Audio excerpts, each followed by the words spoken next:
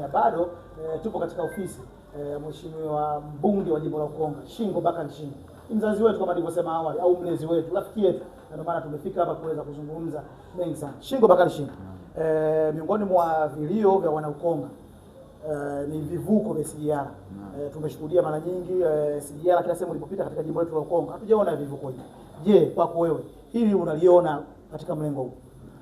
Ni tatizo ambalo nalijua na ni kweli sisi moja ya matatizo tulionayo ni pamoja na vivuko vya SGR. Okay. Tuna mambo mawili ambayo mimi kama mwakilishi wa wananchi na wajibu nayo kuonana na shirika la reli. Okay. Lakini kuonana na waziri mwenye dhamana ya usafirishaji. Okay. Na nianze na uongozi wa shirika la reli. Okay. Kwanza jambo la kwanza wanazo taarifa ama wanajua bila shaka kwamba sisi tuna shida ya kivuko. Hasa maeneo ambayo SGR imepita.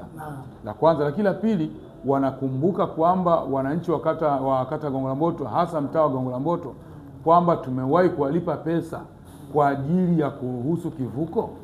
Bahati nzuri muktasari ipo na risiti zipo. Sasa ni wajibu wangu, ilikuwa ni nafikiri miaka 94 huko 99 katikati 94 kwenda 99.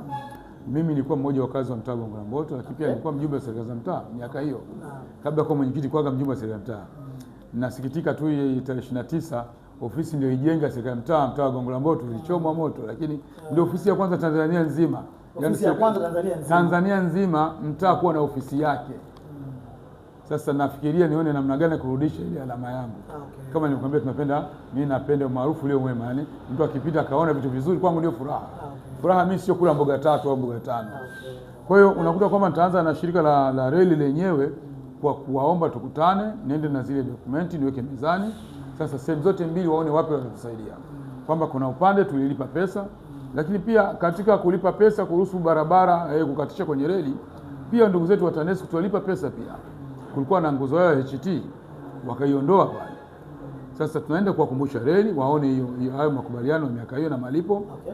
Na waone pia umuhimu sisi kuwa na kivuko. Okay. Nazungumza kata ya Gongo la Mboto, nazungumza pia kata ya Pugu ambayo SGR imepita.